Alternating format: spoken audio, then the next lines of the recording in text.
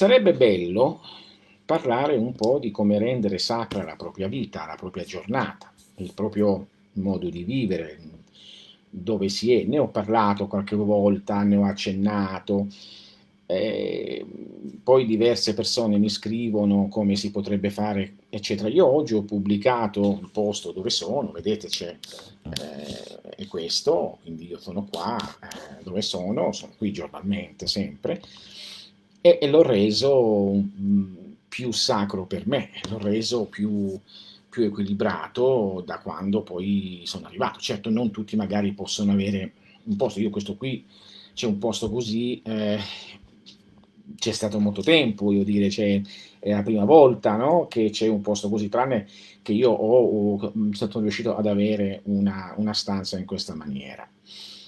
Quindi, però, ho sempre avuto un angolo, perlomeno. E chiaramente questo è un qualcosa di fisico che deve ridondare qualcosa di sottile, cioè deve essere la copia di qualcosa di sottile. Quindi non è possibile riuscire a liberarsi di... Attenzione, per liberarsi non dico che andarsene via, cioè la scienza ammonia, questo lo dico per certe persone, la scienza ammonia non è come ehm,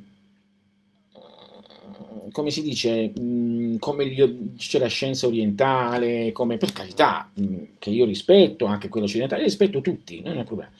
Ma la scienza ammonia ti dice, ti porta ad avere una sacralità della vita qui, ma la coscienza anche dello spirito. Quindi deve essere contemporanea, non deve essere o da una parte o dall'altra, deve essere contemporanea. È chiaro che all'inizio, per poter entrare in uno stato interiore più profondo, c'è bisogno di una forza, di una maggiore forza per girarci un po', come dicevo ieri, un po' di 180 gradi, guardare anche dietro, non soltanto all'esterno, per riuscire, no, a equilibrare. Attualmente in pratica noi abbiamo tutta una tendenza verso l'esterno e dentro l'interno cosa abbiamo? Abbiamo i sogni, abbiamo quando siamo lì un pochino in questa maniera che pensiamo, abbiamo qualche meditazione, sentiamo, ma non basta.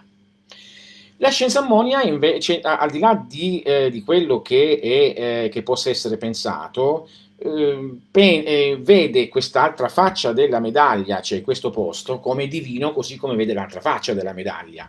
Solo che quello ha una dimensione, quella parte di coscienza ha una dimensione diversa di questa, ma non per questo deve essere negata né questa né quella. Quindi attenzione che per la scienza ammonia è equilibrio assoluto, è equilibrio ermetico assoluto e niente a che fare col misticismo, lo dico sempre, niente a che fare con le sofferenze, niente a che fare con la paura, niente a che fare che vai all'inferno, che vai in paradiso, niente a che fare che per poter giungere a livello interiore, per capire certe cose devi soffrire. La scienza ammonia vuole l'armonia, cioè infatti la prima regola è l'armonia, cioè l'armonia viene data dalla sacralità.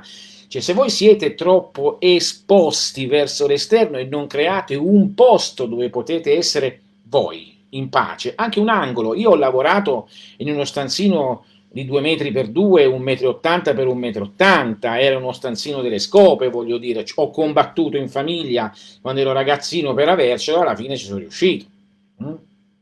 Quindi era un piccolo stanzino, cioè una cosa, eppure per me era tanto. Addirittura poi ho lavorato come, quando non ho più potuto averlo, mi sono acquistato uno di quei gazebini piccoli e c'è un mio allievo che lo sta facendo, un piccolo gazebino di quelli che si mettono sull'erba, cioè montabili con i tubi vuoti, e mi mettevo là dentro, chiudevo e mettevo la mia simbologia, il mio modo di mi chiudevo dentro quest'aula. È un grande aiuto questo, perché dovete comprendere che l'attenzione sempre troppo all'esterno porta a quello squilibrio che porta alla sofferenza. In questa maniera si comincia a entrare dentro.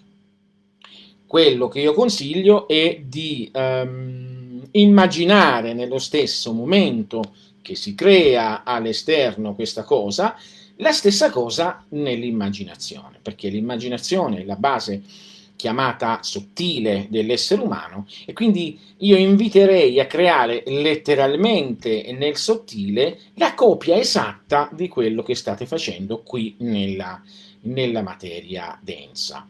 E poi da lì capiteranno certe cose, perché se nella materia densa noi abbiamo uno spazio che è circoscritto di 2 metri, di 1 metro, oppure un angolino in cui poi ci chiudiamo, ci giriamo e stiamo là dentro e non possiamo andare a nessun'altra parte, nello spazio sottile noi possiamo uscire, perché in pratica nello spazio sottile nulla ci vieta, e anzi non dovrebbe essere vietato, bisognerebbe farlo, di creare delle uscite. Così io quando ero in questo stanzino, il mio stanzino di casa di mia nonna di 2 metri per 2, pensate che era una mangiatoia di un cavallo, cioè in pratica casa di mia nonna era così, si entrava, c'era una piccola, no, una sala classica delle case del sud, poi sulla sinistra di fronte c'era la camera da letto, sulla destra un piccolo corridoio, si camminava, si entrava in una cucinetta.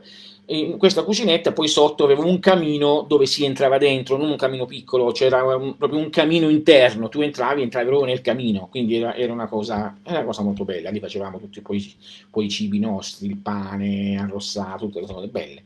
Poi uscivi di là e c'era un orto che si discendeva in cantina, di cui io poi presi anche un pezzo di questa cantina, poi prima di andare a prendere, prima di poi prendere questo. E poi c'era a destra, c'era una casa dell'Ottocento, un bagno dove addirittura prima c'era anche il cavallo, quindi il cavallo entrava dall'entrata, lo portavano, pensate, sto cavallo che entrava, che si chiamava Cicillo, diceva mia madre. Quindi entrava direttamente, andava dritto verso la cucinetta, usciva dall'orto e entrava nel bagno e poi lo giravano in pratica, e lì c'era la mangiatoia che era 1,80 m per 1,80 m, c'era il fieno. Bene, io quello l'ho sequestrato, mi sono messo lì dentro. Poi crescendo ancora di più, che ho fatto? Siccome c'era dall'orto si saliva sopra, c'era la terrazza, 2 tipologie di terrazze, e c'erano anche i magazzini, uno piccolo e uno grande, dove si metteva il grano, l'olio, tutte queste cose qua. Però le case di prima erano molto sagge, no? Voglio dire. E io riuscii a prendermi un magazzino, quello più grande, e lì feci questo che sto dicendo adesso. Ma non è che io lo creai, cioè nell'immaginazione cominciai a crearlo diverso, no, io guardai bene il posto dove ero, guardai bene le cose che c'erano in questo posto, così come anche faccio qui, e poi se qui io dietro di là non c'ho nulla mi vieta, una volta che ho creato nella mia immaginazione quello, di creare una porta lì a fianco e di uscire, di trovarmi nella direzione di quello, cioè uscire fuori.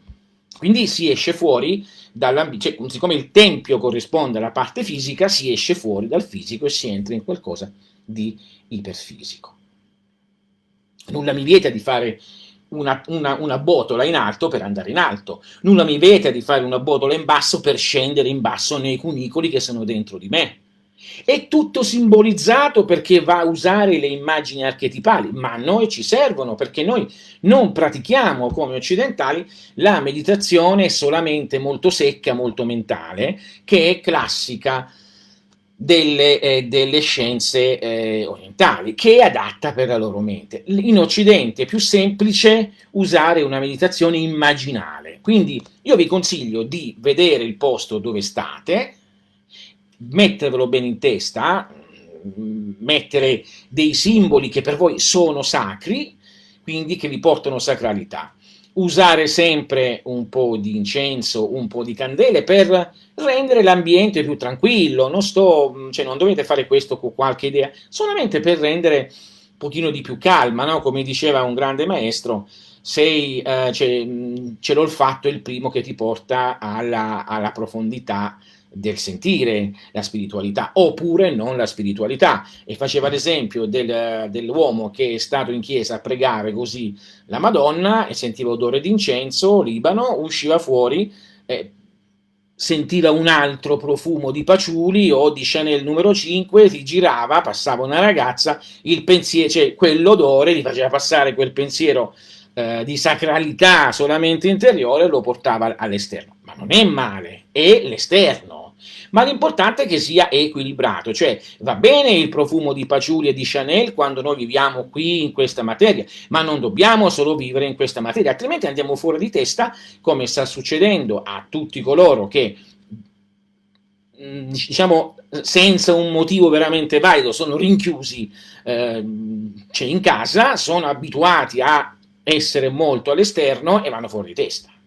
Quindi cioè, sviluppano dei problemi, sviluppano delle idiosincrasie e cose varie. Quindi io vi dico, cerco di fare questo, fatelo semplice, non è che è importante che ci sia quello che ci ho messo io o un altro, il mio non è alla fine niente di particolare, c'è in pratica, ci sono i miei strumenti alchemici, c'è quel mobile tipo altare con sotto le cose che ci metto, c'ho il mio tavolino che c'è lì con quelle, cioè, non ho tante cose, ma io chiudo gli occhi e quando chiudo gli occhi e vedo est, ovest, nord, sud, ci sono le stesse cose che ci sono qui, ma io ci ho aggiunto anche altre cose, nel senso aggiungo via via delle aperture. E quindi l'apertura a secondo le direzioni, in alto, in basso e nelle altre dimensioni. Quindi abbiamo le 6 direzioni dello spazio. Questo vi dà delle possibilità. In più, i simboli che voi apponete e i simboli che poi voi vedete durante ogni volta che voi ci entrate, si caricano talmente di un'energia interiore profonda della meditazione che fate su di loro, qualsiasi simbolo sacro che per voi è sacro. Quindi, tra l'altro, questo è talmente bello perché non ha bisogno neanche di essere cristiano, musulmano, ebreo, indiano, ciò che è te, dentro di te, ti dà la sacralità, la più alta sacralità, dovresti usarlo. È inutile andare a prendere immagini, statuette, cose che non sentite dentro, cioè se sentite dentro l'immagine della dea dei boschi, mettete quella, se sentite dentro l'immagine della dea Iside, mettete quella, se sentite dentro l'immagine di Krishna, mettete quello, che vi devo dire, anche se è una via, cioè è un'immagine orientale. Dovremmo tentare di mantenere un pochino il nostro collegamento della mente archetipale occidentale, ma non per razzismo o razzialismo, semplicemente perché è più vicino al nostro modo e al nostro sangue e quindi è più sensibile nel rispondere, cioè è più facile che risponda anche a una persona che è ateo, è più facile che risponda occidentale l'immagine di una Madonna, l'immagine di angeli e cose varie, che l'immagine di un demone tibetano che ok. Ci sono dei casi particolari invece che dicono no, a me mi suona più quello. Allora ok, mettete le immagini tibetane, cioè l'importante è che per voi sia sacro. Questo significa tenerlo pulito, significa arredarlo nella maniera giusta e corretta, se c'è un oggetto a destra ne mettete un altro a sinistra, se usate, per esempio sarebbe bello, solitamente si fa, usare un incenso diverso per ogni giorno della settimana, sarebbero gli incensi planetari, no? L'incenso del sole per la domenica, quando si entra, il lunedì si mette l'incenso della luna, il martedì, più che altro per portare se stessi a un livello profondo e meditarlo, non in maniera automatica. Alla fine, quando io entro e accendo un incenso, posso anche accendere una candela gialla, per esempio, dorata per la domenica, d'argento per il lunedì, rossa per il martedì, arancio per il mercoledì, azzurra per il giovedì, verde per il venerdì, nera per il sabato. Attenzione che non si tratta di messe nere, è Saturno. Quindi che cosa succede? In quella maniera che facciamo? Nutriamo i corpi sottili. Cioè, l'intento dei templi, l'intento delle chiese, l'intento del tempio personale o della piccola zona personale è quella di nutrire l'anima, perché noi la nutriamo solo di cose esterne, la nutriamo solo di biciclette, macchine, televisori, persone, telefoni, la nutriamo di cose esterne, tentiamo di entrare un po' dentro, questo ci fa entrare dentro ed è un aiuto grandissimo, perché se sono i cinque sensi che ci prendono e ci mettono fuori, usiamo i cinque sensi per tornare dentro. Io questo l'ho descritto nel primo libro di Enoch, ho dato i profumi che servono, ho dato tutte le regole, uno per ogni senso, addirittura ho spiegato ogni senso, quindi, e dico, usiamo i sensi, che sono classicamente dei ponti per portarci fuori, all'inverso, per portarci dentro, ma tra l'altro non c'è bisogno neanche di sforzo, uno dice solamente che mi sfarfalla, non riesco a concentrarmi, ma è semplicissimo, usa i sensi per questo, entra nel tuo spazio, oppure anche se non è uno spazio, fissa un muro, come fanno anche in Oriente, ci metti se vuoi un'immagine, accendi un po' di incenso in modo che usi il senso dell'olfatto per calmarti, senti una musica più calma, vedi cose buone, gusta se vuoi qualcosa che per te può essere legato a, che ne so, allo spirito, no? È per questo che è esistita poi ed esiste l'Eucaristia cioè nel vero senso, quando uno va in chiesa che fa? Io parlo delle chiese, delle cose di prima, adesso lasciamo perdere, tutta l'acqua di rose, tutto si è perso, ma ancora quando ero ragazzo e andavi in chiesa c'era il profumo dell'incenso, il canto sacro proprio di voci belle, no? Con la chitarra che si mettono a suonare così, c'è cose sacre, cose veramente sacre, quindi c'era il profumo dell'incenso, il sacerdote che era molto compreso nella sua intenzione, me lo ricordo, padre Raffaele, padre Carmelo, erano molto, per quanto uno ci possa credere o meno, erano molto loro di fede, quindi davano quel senso di sacralità nel movimento, nelle varie cose, quindi c'era odore, quindi profumo, luci particolari, perché allora spegnevano le luci, accendevano le luci rosse che c'erano davanti ai santi, le candele, cioè entravano, anche se da giorno entravi, rimanevi molto colpito e ti calmavi di colpo. Se prima ricordo che andavamo la domenica mattina dei ragazzini e c'era fuori, ci si incontrava con gli amici, c'era casa, si giocava a biliardino prima della messa, tac tac tac, si parlava, ma caspita, appena entravi là dentro tutto si calmava. Perché? Perché vengono usati i sensi nella maniera con cui è descritto nel primo libro di Enoch. Cioè come? Profumo, odori, visioni e colori, quindi tranquillità in modo che non ci disperdiamo, suoni, no? Il tatto, insomma il tatto può essere, che ne so, qualsiasi cosa, il nostro altare, può essere gli antichi maghi usavano una bacchetta, oppure gli antichi maghi prendevano una coppa in mano e potevano semplicemente magari sentirsi, questa è la coppa che indica, che ne so, se il Signore mi vuol parlare, ma quello che volete, non per forza il Signore, può essere quello che volete, l'importante è che sia sacro, e quindi oppure altri oggetti. Questo è anche uno dei motivi degli oggetti magici sacri che sono in tutte le tradizioni, bacchette, coppe, pentacoli, cioè entrando in contatto con essi noi entriamo in contatto con la parte nostra, e lo facciamo oggi, lo facciamo domani, e alla fine l'archetipo viene riconosciuto in pratica dalla mente, ed essendo riconosciuta dalla mente, che cosa succede? Succede che entriamo in uno stato sempre più profondo. Per vivere nell'anima si deve nutrire l'anima, certamente. Se tu vuoi nutrire qualsiasi cosa, tu dove appunti l'attenzione la nutri.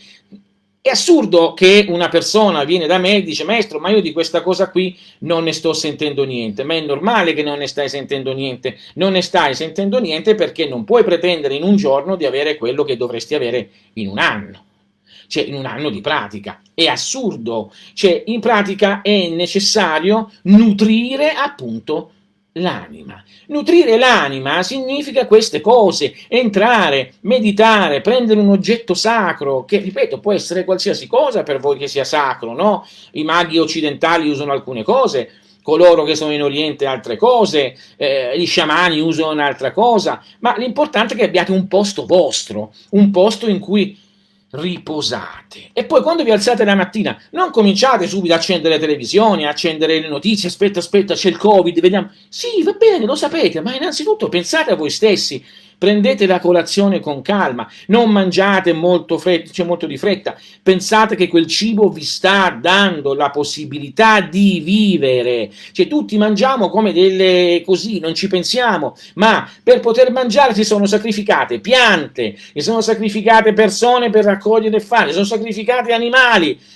ragazzi, sono sacrificate tante persone per poterti portare in tavola quel cibo. Non ci pensate mai, bisogna invece pensare a questo e quindi entrare nell'istante interiore e quando lo si mangia pensare che è come un'eucaristia. Mangio questo cibo per essere forte nel corpo, ma anche nel mio spirito, nell'anima. Mangio questo cibo e ringrazio tutti coloro che hanno lavorato per potermelo portare.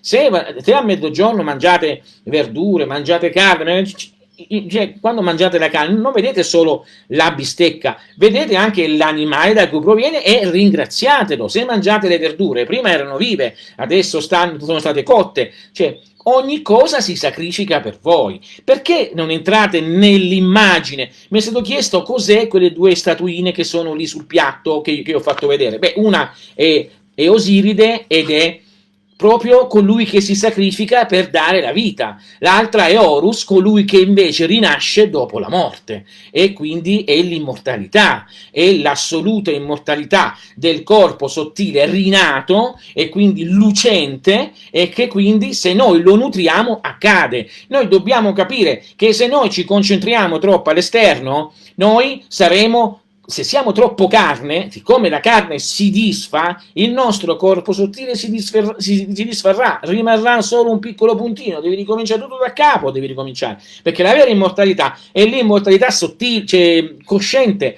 non è l'immortalità incosciente. Certo che siamo tutti immortali, la vita non può mai finire, si trasforma, ma che gusto c'è essere immortali e non saperlo e devi sempre tornare?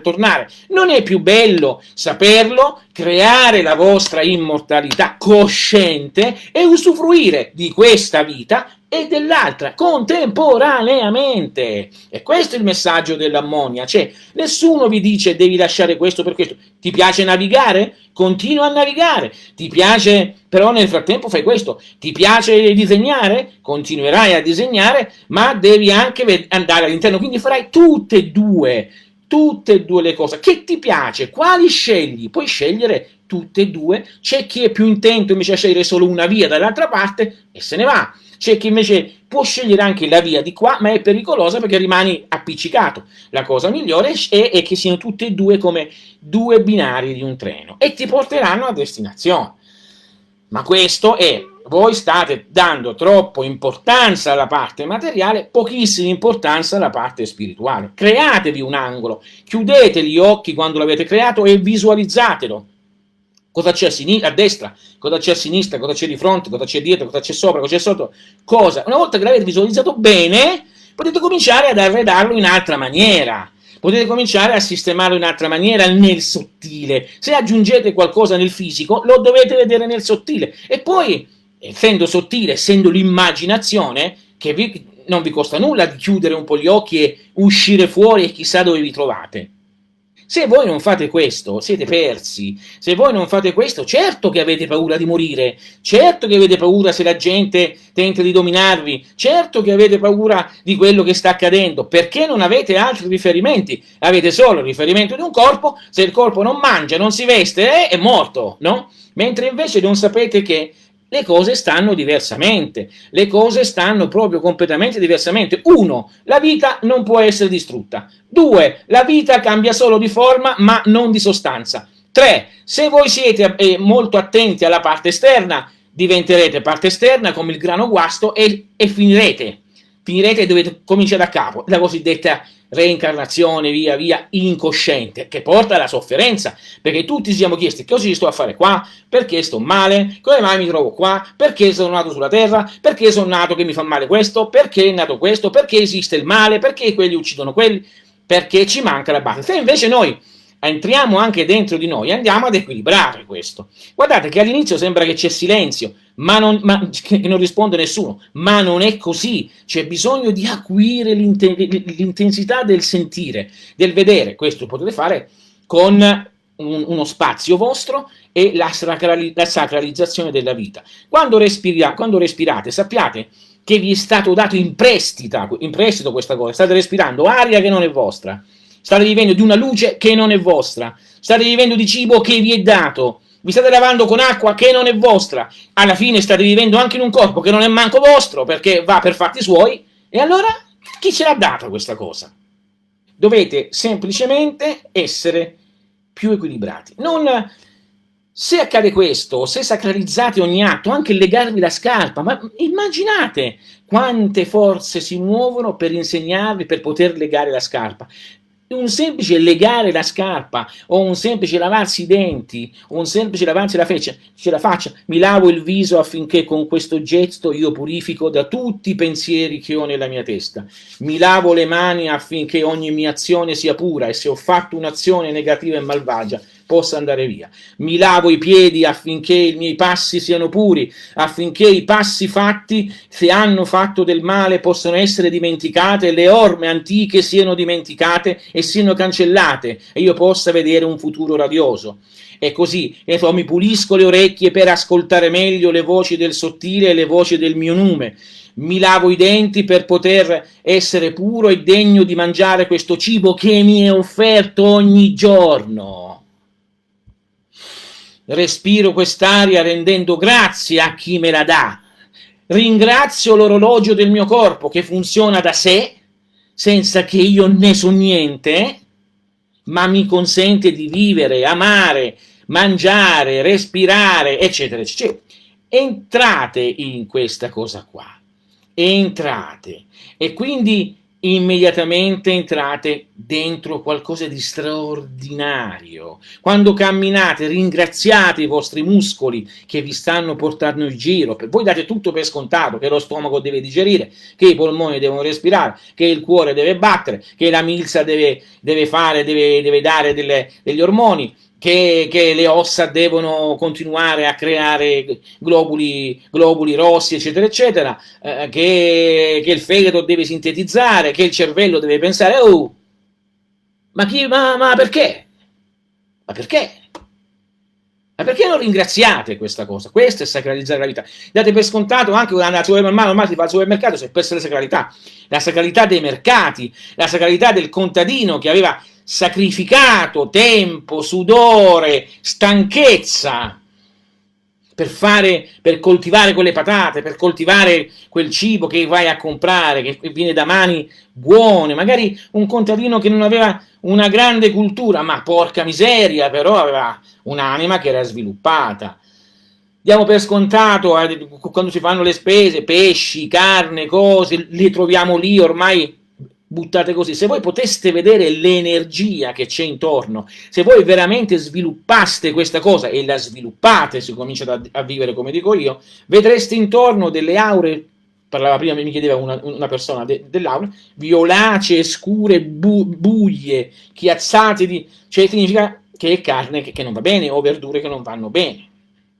Io è raro che sbaglio a prendere verdure, frutta e cose varie, pesci, cose varie, che non siano buoni, perché si vede, basta guardare c'è l'oggetto e rimanere un po' tranquilli. Se siete sensibili appare qualcosa, cioè se non vi fissate solo sulle parti materiali, solamente se vedete un uovo solamente sul guscio colorato o marrone o bianco, quello che sia, ma tentate di sentire la vita uovo, la vita pianta, che ne so, insalata, la vita. Ora le insalate sono in una busta di plastica, chiuse in una busta di plastica, e così tutte le varie cose, in qualcosa che è stata creata dal petrolio o da cose simili. Cioè, voglio dire, quindi questo, se almeno lo dovete rendere sacro, ogni gesto ha un significato infinito. C'era scritto in una grande descrizione di un altro maestro: neanche l'universo intero è capace di raggiungere la potenza del pensiero di un uomo. Cioè, per pensare si devono muovere forze invisibili ovunque, non sapete la potenza che avete, la sacralità che avete. Quanto è sacro quando mangiate, quanto è sacro quando fate pipì, quanto è sacro quando fate pupù, quanto è sacro quando vi pulite il naso, quanto è sacro quando vi pulite la bocca, quanto è sacra la vostra saliva, quanto è sacro tutto, tutto, anche il sudore, anche il cerume, perché sono l'indicativo di un qualcosa che vive e si trasforma, di un qualcosa che funziona, che c'è la vita in movimento, e questa vita in movimento qualcuno l'ha spinta, l'ha data.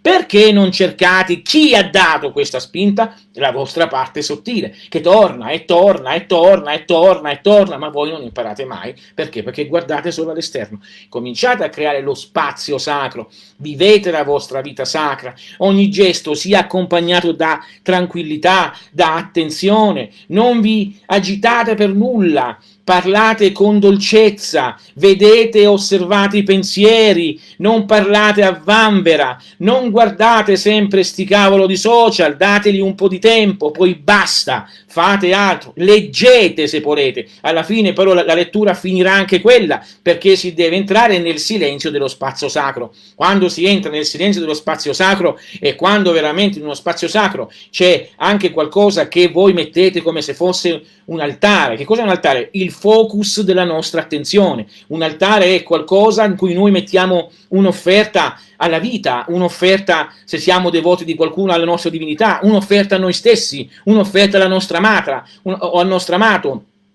Lo rendiamo bello, possiamo mettere dei fiori, possiamo mettere del profumo, cioè è il focus dove noi ci concentriamo, è il nostro cuore, la profondità, e poi chiudiamo gli occhi, entriamo dentro di noi, sono nel mio spazio sacro, vuol dire che sono dentro di me, vuol dire che finalmente nessuno mi può qui mai raggiungere, qui sono irraggiungibile, potrei anche essere messo in galera, soffrire la prigione, ma appena chiuderei gli occhi e entrerei dentro di me, nessuno potrebbe prendermi. E questa è la verità.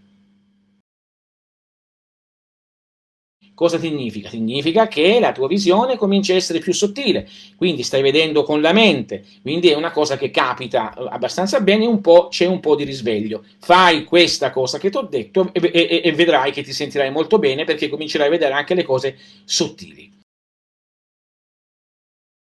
Non è immaginaria, attenzione, non immaginaria, so cosa vuoi dire, attenzione, però lo diciamo per gli ascoltatori, immaginaria intendiamo qualcosa di sottile, perché l'immaginazione è sottile, non è che è fantasia che non esiste, è come ogni cosa che immaginiamo abbiamo creata, abbiamo immaginato il computer, abbiamo creato, abbiamo immaginato queste bottiglie non sarebbero lì se non l'avessimo immaginato, pensate quanto è potente l'immaginazione. Bene, è questo che dovete fare. Se cominciate questo cammino,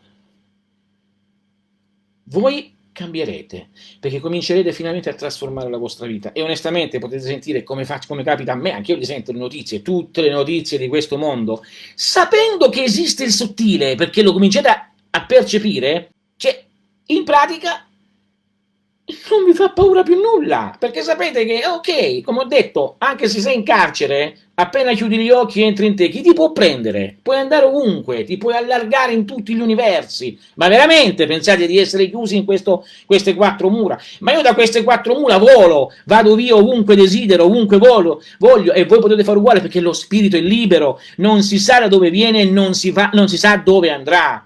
Non siete per nulla schiavi di nulla, chiudete gli occhi, allargatevi e uscite con la mente, e prima o poi diverrà reale. Perché è reale? Sembra non reale perché date troppa attenzione alle cose esterne, cominciate a darla anche a quelle interne, fate metà e metà, non dico di fare, ripeto, in monastero, perché non tutti sono portati a quello, tutti abbiamo famiglie, così via. Guardate anche dietro, guardate anche dentro, non vi fate intimorire dalle sciocchezze che vengono dette, perché voi siete intoccabili. Si dice, nell'acqua ti può affogare, nel fuoco ti può bruciare, nell'aria ti può sciogliere e portare via, nella terra ti può schiacciare. Questo è lo spirito, questa è la vostra intelligenza, questo è il vostro sentire, questa è la verità. Questa è la verità, createvi il vostro spazio, vedetelo, rendetelo bello, rendetelo sacro, metteteci luci se volete, metteteci, che non siano proprio le luci stroboscopiche, luci, cose varie, candele, rendetelo a vostra forma, sentitevi bene, dovete essere voi messi fuori, voi, le vostre cose, come pensate l'amore? La penso con questo simbolo e lo metti. Cosa penso delle persone? Questo. Cosa penso della natura? A me piace la statua di e la metti là.